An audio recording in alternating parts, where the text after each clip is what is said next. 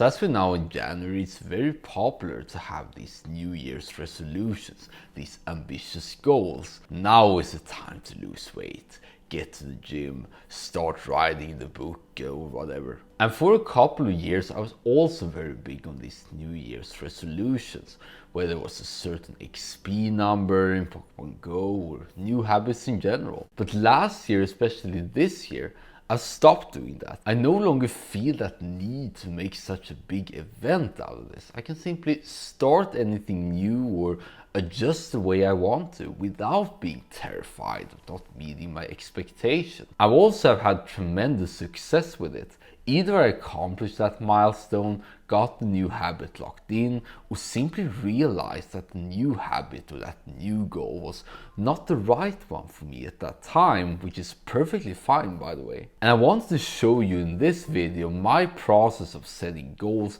without obsessing too much about these goals, so you can crush 2023 as well. There is something in our culture that really values a big goal as a holy thing in itself. If we just sat down and formulated this mighty life-saving goal, we would be so motivated that everything would work out for us, right? Well, if that was so easy, everyone would be able to do it, which is not the case with New Year's resolutions, unfortunately. According to the mega best-selling book Atomic Habits, both winners and losers have the same goal. Everyone in sports wants to get that gold medal, everyone in business wants to get more money, and everyone on YouTube wants to get more views and subscribers.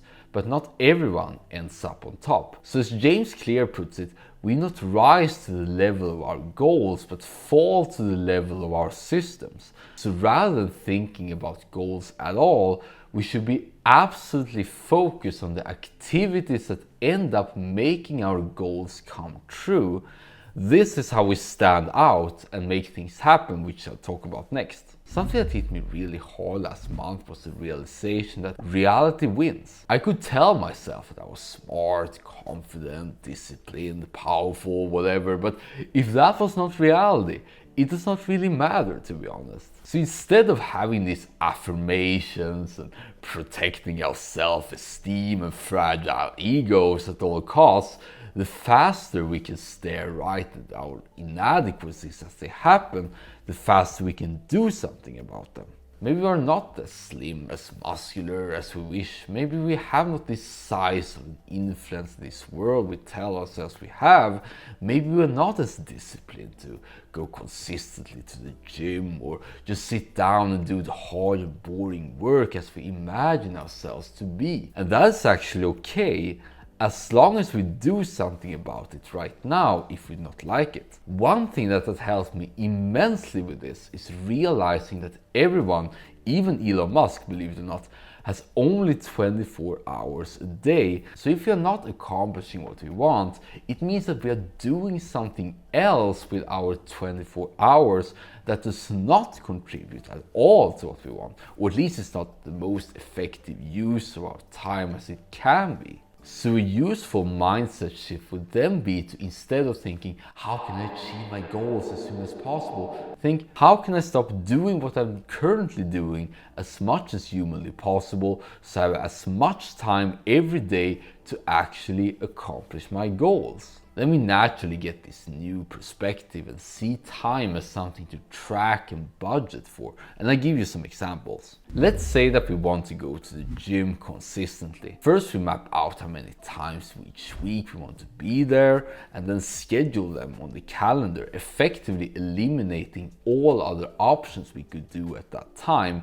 And the same goes for losing weight, scheduling these cardio exercises, planning out what food to buy, and then have some kind of a meal plan to follow every day or every week. If you want to read more books, ask when, or more importantly, in which circumstances we want to grab a book, whether it's on the bus or going or in the sofa, and make progress there. If you want to meditate more, we set out a time each day and don't do anything else during that time. And if you want to learn a skill or a language, we set aside time to practice it, whether it's via YouTube or written exercises or with other people. For the more professional goals, it's been more helpful for me over the years to focus on what I can control instead of what I cannot control. I cannot control control how many views or subscribers I get, but I can control how many videos I put out, how much time I allocate to it each day, and how better I become at tackling the weakest link all the time. And the same goes when we want a promotion. We simply get clear on what we need to demonstrate in our job and make that priority visible in our calendar. And of course, life happens, and sometimes we're unable to show up. And in that case, we can go back and see what happened that led us to slip up, and rather than blaming ourselves for it. We can do this kind of post-mortem exercise to help us, not to criticize or condemn us. And now when we have this clear framework for achieving goals by thinking of allocating our time and attention effectively, it's so easy to be ambitious and think, I'm going to complete all my goals now, and set up 12 and 14 at once because now we know how to do. But we have to once again remind ourselves what the priority means, which is that 2 or more things cannot be equally important. If I set out 12 goals I want to make progress on every day, it means that all 12 of them are equally important, which means practically that none of them are really. So in other words, to make ourselves truly effective and not spread ourselves too thin and ultimately become distracted, we should ideally pick one thing and go all in, while maintaining all these previously good habits at some kind of good enough level. And I'll tell you a story to hit this home. Almost 3 years ago, I was really obsessing over learning languages. I learned conversational French, German and Spanish in summer 2020, and then went on to practice Japanese, Portuguese, Italian, Dutch for the rest of 2020 and 2021.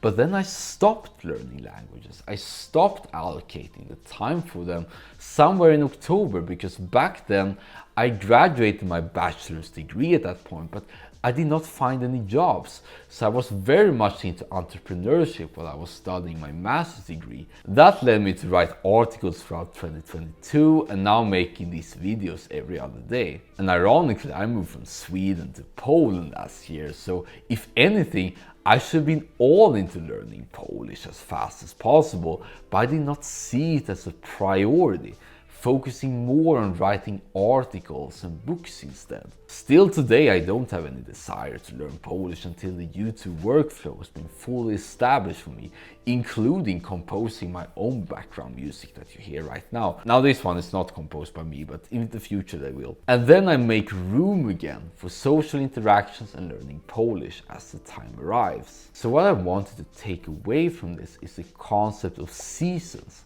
Not everything is a priority all the time, but just focus on one or a couple of goals at a time while keeping maintenance on the rest. During a 5-year period, I had my Pokémon Go season.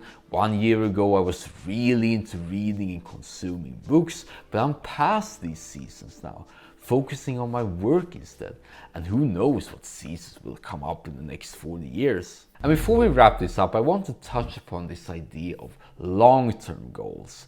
Thinking 5, 10, 20 years into the future. And of course, the absolute truth to this is the most successful people thinking decades and not days, and consistently super easy when we play this very stretched out infinite game. But what I like to do whenever I feel like is a very similar exercise. Imagine yourself right now 5 years ago, 10 years ago, 15 years ago, or even 20 years ago. Think of how much you've changed and grown since then, without being as wise and capable as you are right now.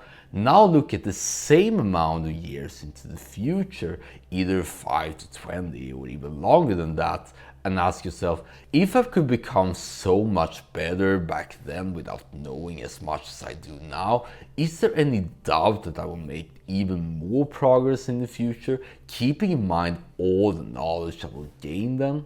To me, it's a very motivating exercise, since I can see my 40-year-old self 10 years ago just being in his own bubble, of course, and compare him to me right now. And in 10 years, my 34-year-old self will look back with the same nostalgic eyes, getting that motivation to push him into his 44-year-old self. But aside from this kind of visualization exercises, it's still the same process. Just look at the hours in the day and allocate time and attention to make progress towards the goals you want to accomplish, and being honest every time you slip up and when you see what you want from the day being very different from what actually happened. The added benefit here is just to see yourself being consistent with it and thus reap all the rewards from the eighth wonder of the world, which is compounding. So as a quick recap, everyone who wants something has the same goal, so there's nothing unique there aside from being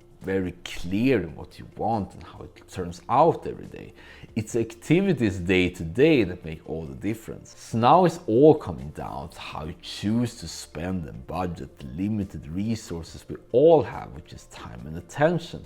The more time and attention you spend every day on making progress, the faster you will inevitably reach those goals. And to reach them even faster, you want to pick as few goals as possible and go all in, because this is what people who you compete against do. They pick one thing, they go all in and thus progress faster. And there are always seasons for everything. Once all the hard work you do compounds upon itself, so it's not like you sort of have to sacrifice each goal right now and forever. There will be time for them as long as you feel like you want them. But as long as you work with your reality and deprioritize everything else, it's astronomically more likely now that you will hit your New Year's resolutions. If you like this video and like to see more of these every other day, feel free to subscribe, that really helps out a lot.